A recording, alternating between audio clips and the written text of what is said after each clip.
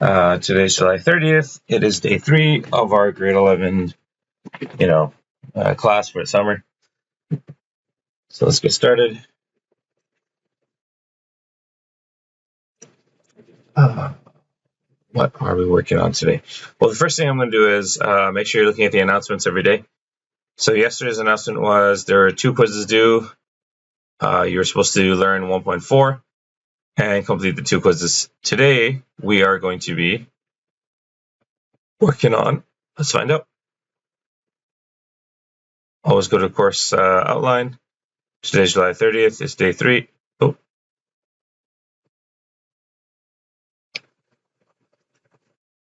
We are going to be working on this, and there's a quiz due today as well.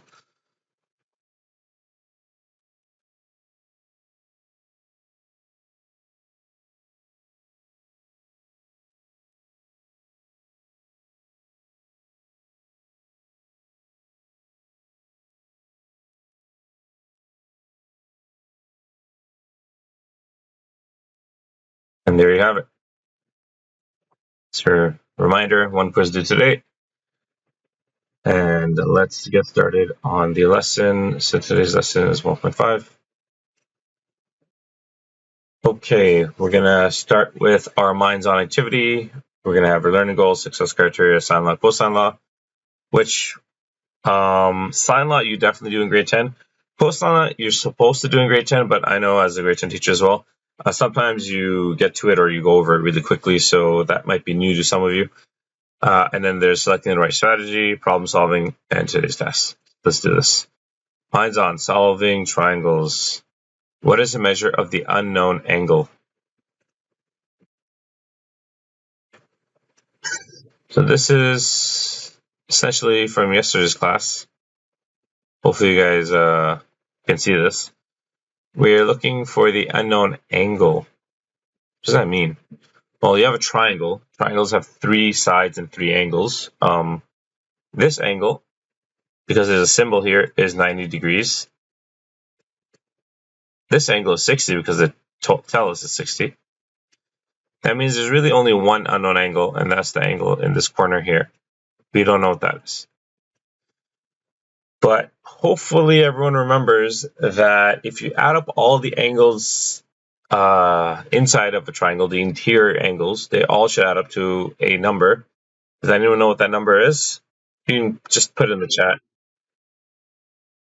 Oh, where's my thing?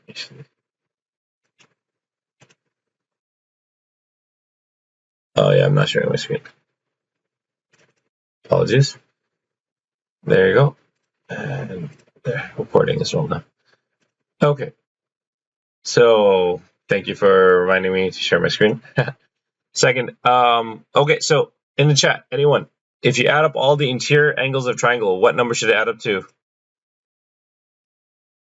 Anyone know? If not, that's okay. They all should add up to, oh, perfect. We got one person. They got it right. Awesome. I'm sure most of you know, it's just slow in typing. 180 degrees. So we can use that knowledge to help us figure out what that unknown angle is. So if we can add 60 and 90, I know that's going to be 150. Just use the calculator if you need to. And then take 180 and you subtract 150 from it. The remainder is 30 degrees. That means my unknown angle is 30 degrees.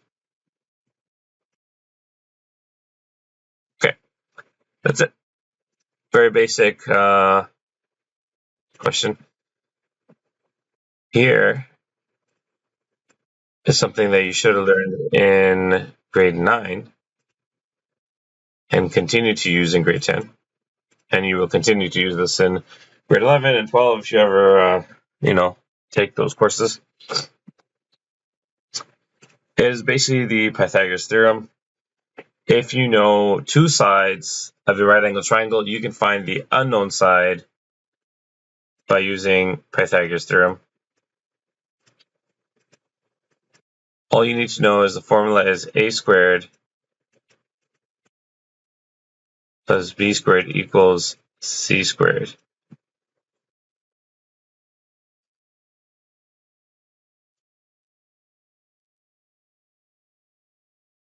Now you need to know what A, B, and C are, and really the only thing you need to know is what's C.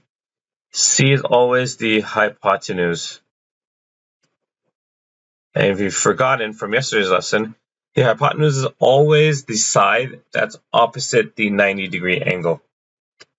So this is always C, the longest side, or the hypotenuse. A and B doesn't really matter which one is A, which one is B. You can interchange them. You can do A and B here. Or if you really want, you can do A as 8 and B as 4. That doesn't matter too much. C is a really important one. So we'll just leave it as this since that's what I did now. 8 is going to be A, so we have 8 squared plus 4 squared equals C squared. 8 squared is 64. It's basically 8 times 8, so 64. 4 squared is 4 times 4, which is 16. And we just have C squared here. So 16 plus 64 is 80, I believe.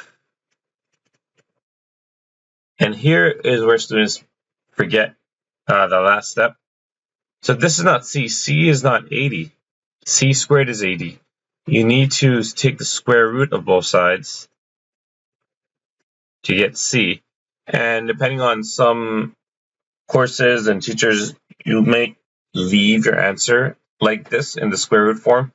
For us, right now, we're going to actually do the square root of 80 and get the decimal answer. So what is the square root of 80? If you do that using your calculator, you'll get 8.9. So C is, in this example, 8.9. So this is all review so far, everything that we've done. Okay, learning goals. We are going to use the sine law to solve for unknown angles and sides. Use the cosine law to solve for unknown angles and sides, and then select appropriate strategies to solve problems. Success criteria. Identify when to use a sine law and when to use a cosine law, and substitute known values into each formula. So here we have acute triangles. What does that mean? An acute triangle is a triangle where every angle inside the triangle is less than 90 degrees, because there is no right angle. We cannot use the primary trig ratios. There are two laws that we can use instead, sine law and cosine law. So just a reminder, very important, we can only use the primary trig ratios, what we learned yesterday, sine, cos, and tan, SOHCAHTOA, on right angle triangles. We cannot use them for any other type of triangles. So the sine law and cosine law are much more important, much more versatile, have so much more utility in the sense that we can use them for almost every triangle. I think we can use them for almost, I think we can use them for all triangles actually, but don't quote me on that. Maybe there's a weird triangle that you can't. But yeah, but like 99% definitely, if not 100%, you can use sine law and cosine law. So let's learn the sine law. This is the sine law. There are two representations of sine law. One is used to find unknown sides. The other is used to find unknown angles. Basically, they're the same formula, except one's kind of flipped compared to the other. What do I mean by flipped? I'll show you.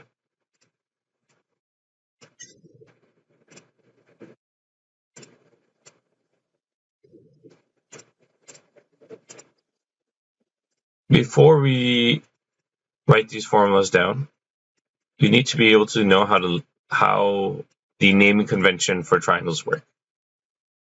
So there's like a law or a rule when it comes to naming triangles. Your angles are always at the vertices. Vertices means, the points here where two kind of line segments meet, a corner. So that's a vertex. These are vertices.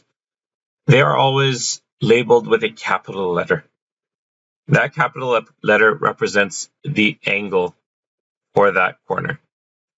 So this capital A means angle A is this angle. Capital C means angle C is here, and capital B is angle B is here. Now, the naming convention works that opposite each angle is its corresponding side. So side B has to be the side that's opposite angle B. That's how the naming convention works for triangles. And sides are always denoted by a lowercase letter. So if you ever have a lowercase letter, we know that we're talking about a side length. We're not talking about an angle in degrees. We're talking about the length of a side. So using centimeters, meters, or whatever, some measurement for length.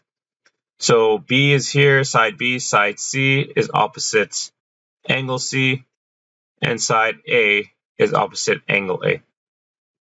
So this is the naming convention of a triangle. That's important because when we're dealing with these formulas, you need to know what ABC stand for. Now that we know what ABC stands for, capital A, capital B, capital C, or lowercase a, lowercase b, lowercase c, we can now use these formulas. Firstly, the formula is, it doesn't really matter what you write on top. You can do sine A over lowercase a equals sine capital B over lowercase b equals sine capital C over lowercase c. So the angle is always with the trig function there, meaning it's always with the sine, cos, or tan. So you're usually not going to take the sine of a side length. Just a hint. Second, whenever you're writing this formula, all the sides have the same thing going, meaning all the angles are on the top and all the side lengths are on the bottom. Or it's flipped and all the angles are on the bottom and all the side lengths are on the top. So when it comes to fractions, you're allowed to kind of do that. It doesn't change the number, doesn't change the formula. That's why there's like two versions of this formula. They're really the same version. Yeah, they work out to the exact same thing. It doesn't really matter which one you memorize. Just remember that if whichever one you do, all the angles are on the same side, whether that's top or bottom, and all the side lengths are on the same side, whether that's on the bottom or the top. Okay. And that's it. That's the sine law. Sine law is extremely easy. Most students that I've taught this course to, or taught this concept to, most students get this one. This one's not the hard one. Cosine law is the hard one, but we're not there yet, so let's just figure this one out. All right, so we got a triangle, and it is not a right angle triangle. It is a regular triangle, I guess you could say. It's called an acute triangle. Automatically, what I recommend, and the question may not be asking for this, but whenever I see two angles given in a triangle, my brain automatically goes, hey, what's the third angle going to be?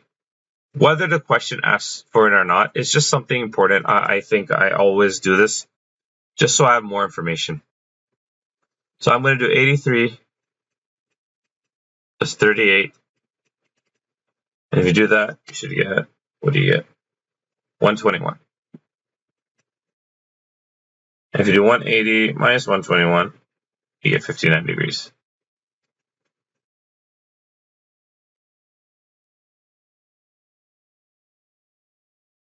All right, so I know that this angle is 59. Once again, this might be extra information. It doesn't really matter. So now let's see, what is the question asking? It's asking to determine the measure of the indicated side. So indicated side is probably going to be A because there's no other letter. So let's do it. The trick to sine law is to know that there's kind of like a pair and they're kind of opposites. So if I have this side and this angle, or let's say this side and this angle, I can use the sine law. What do I mean by that? Well, let's just do it. Sine capital A